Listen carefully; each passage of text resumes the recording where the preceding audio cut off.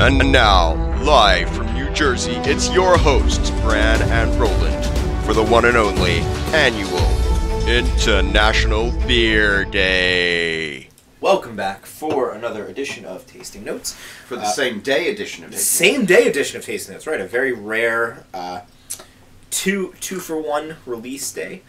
So what we're doing is, if you're watching this video before you watch the Einstock video, that's okay. That's fine. We'll explain both. So we're doing today's International Beer Day, the day we're releasing this, and we are having a bit of a competition. So, Roland, being the immigrant, being the immigrant to the U.S., he took the imported beer, which was Einstock. We could have gone with European, assuming that the Iceland is part of Europe. We should have looked that up between videos. Or you could have gone with Viking.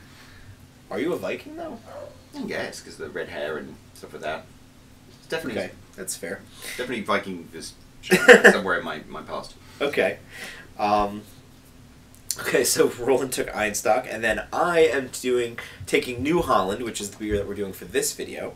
New Holland is a stout with a roasty malt character, intermingled with deep vanilla and...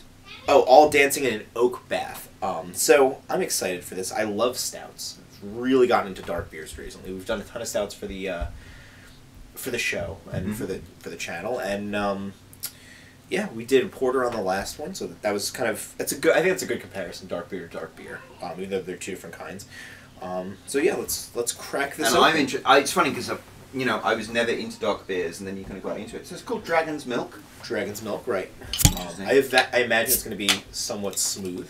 The irony is it was a male dragon. That's gross. there's a you didn't watch Parks and Rec, right?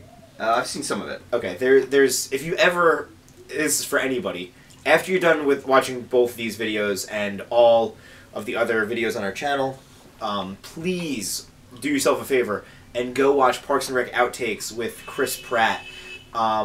There, you will not be disappointed. But one of the things is he talks about milking a sheep or a goat, and he was like, "How do you why does the milk taste differently from the goat's penis?" And that's kind of when you made the male dragon joke. That's immediately what I thought of. Okay, so this is bourbon barrel aged.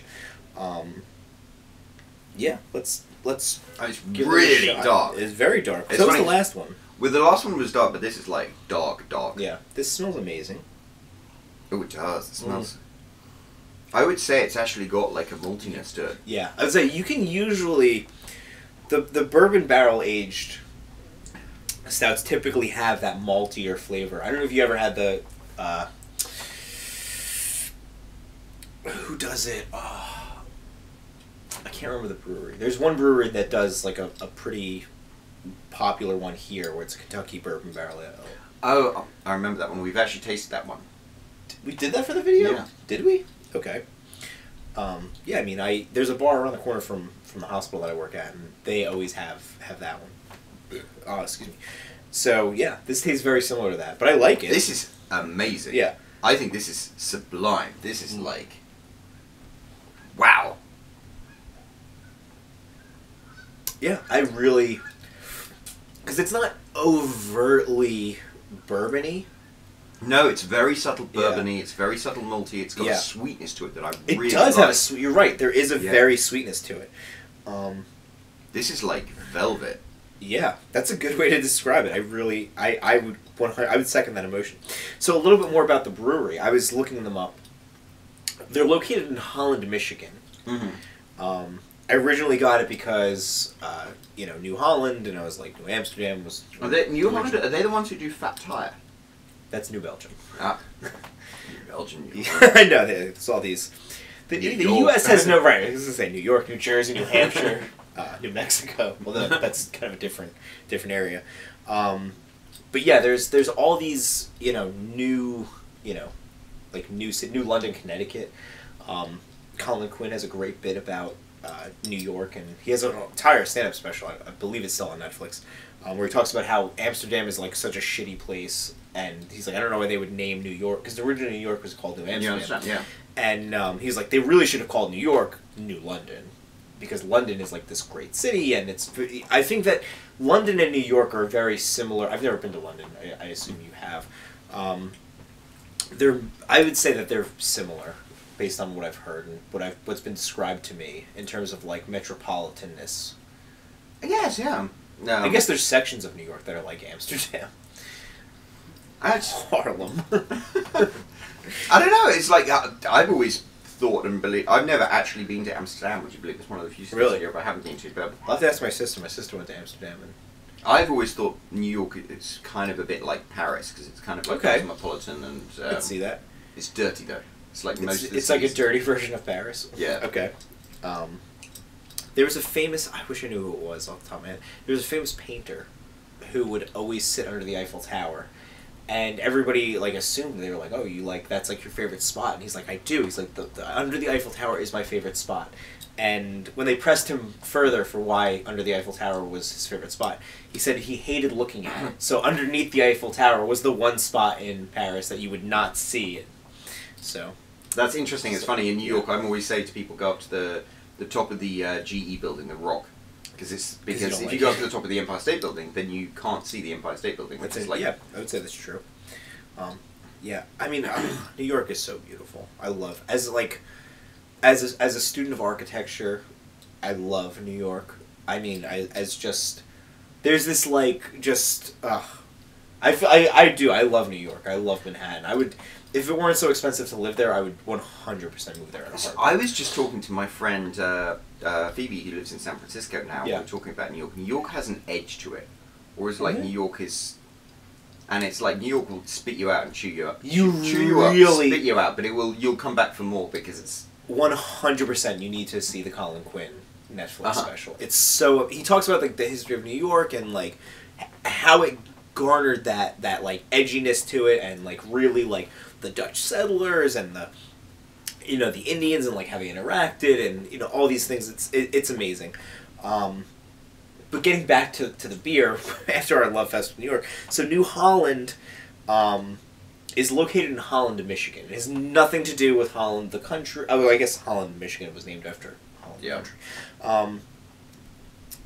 So it's located in Holland, Michigan. It was founded by two friends. I was looking at them. They have so many different styles of beer. It reminded me a lot of Flying Fish, because I think we've tried a lot of breweries where I've looked at them and they'll like pigeonhole themselves into like doing just IPAs or just dark beers, or they're like very well known for a specific kind of beer. I've seen Dragon's Milk before in stores. I'm very excited to continue to try New Holland beer and all their. I mean, they have.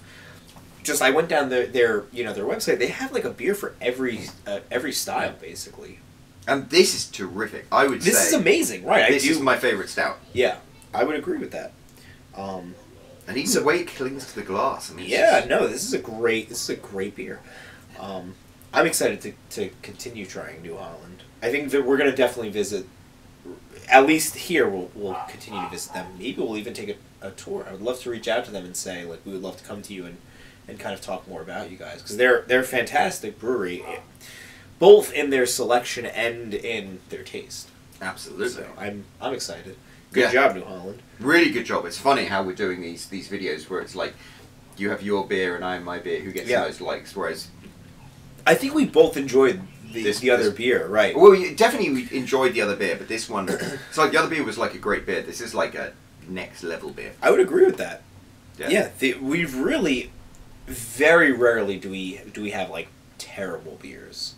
Yeah. I mean, I don't know. Normally they're my choice. The one time we went when we did the February series and we did all those, like we did the Kenyan lager and we did the. It was the Russian stuff. The Russian one, by far, is the worst beer I have ever had. I would never drink that again. Lord Hobo Ale. That was expired. But yes, I would agree. That was not expired. Yeah. Nice. But anyway, that's an interesting expression. I don't think Americans use the term expired for like corpses as much as it's used like abroad. No, although I think in England we use it mostly because there's the Monty Python sketch, the Dead Parrot sketch, which is where Okay, the guy I goes haven't back to seen the that. pet shop with his parrot, and it's like, this parrot doesn't talk much. He goes, it's dead. It's expired. It's a nice parrot. Yeah. Right, anyway. Did we tell you the snake story? No. Okay, so I'll give you the abridged version. So when I was 17, I first learned to drive. I went to visit my cousin who lived in Staten Island, and I bought a snake. For $120, I bought a snake. Did not tell my parents that I bought a snake, and I am just remembering now that I have to tell my kids that they are not allowed to buy snakes of any kind. I bought so much stuff when I was a teenager that I didn't, like animals, like live things, I would bring into my house and not tell my parents. My mom would be like, why does your room smell so bad? I'm like, I have turtles on my dresser. How do you not see that? Like, I literally had a tank full of turtles, and my mom never noticed. So anyway, so I bought a snake. I was dating this girl who worked at Six Flags, and I was like, you know what? Snakes like the heat, so I'll leave it in the car while I go visit her at work. Terrible idea. I come back to check on it. I left the windows cracked a little bit. Never leave anything that's alive in your car while it's hot out. So the snake was splayed out, tongue hanging out. And I was like, fuck, I just spent $120. I mean, I'm 17, so I'm like, I'm pretty broke as it is. So I spent $120 on this snake. What am I going to do? So I was like, 7-day return policy, let's go get another snake. So I drive back to Staten Island like 4 days later. You're a heartless bastard. I really am, yeah. A Brit is calling me a heartless bastard, so you know that I have no soul. So basically, I go back a couple of days later, and I tell the guy, I was like, listen, like, the snake just died. I don't know what happened. And I kind of playing dumb. Give the guy the box with the snake in it, and he looks at it, and he, like, flips it over. It never occurred to me to, like, really examine the snake. He was like, did you put the snake in a frying pan? And I was like, what do you mean? And he was like, there's burn marks all over the snake. And there were. The snake literally burnt to a crisp. And I was like, fuck. So I was like, well, do you think the light from the tank is too close? And he was like, dude, that's probably it. He's like, it's probably too hot for it. Let me give you a thermometer. So I got a free snake and I got a free thermometer for the snake. And then I put it in a tank, went off to college. And I would, during the week, because I would, it's like a half commuter, half, resident on campus at Stony Brook. So during the week, I would keep the snake in a tank in my closet. And then at the end of the week, I would take it out and, play with it and interact with it and do like normal pet things with it. And, it died like a month later. But I basically, that's the snake story. I'm sure that everyone is now pleased to know. I don't remember what... This is not committed to YouTube. I don't remember what jogged my memory for the snake story, but something did. Hopefully, those of you who are watching remember. Also, if anyone's interested, we are now expanding into pet sitting. Yeah, I'm honestly, knock on wood. I mean, Willow's 2 years old, and I've had Willow for 2 years. So Willow's my dog, who you can kind of see in the show sometimes, and you can often hear barking with Roland's dog. And she has very rarely died. Very rarely died. A couple of times we've had to defib her, and brought the paddles, but she's always come back. Yes, always come back. On that note, we'll see you for next time. Don't forget to hit the like button.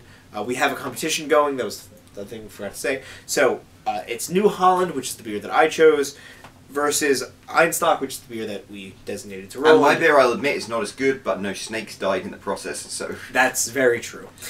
So hit the like button, hit subscribe, tell your friends, and happy International Beer Day. Today, August 3rd. Yep.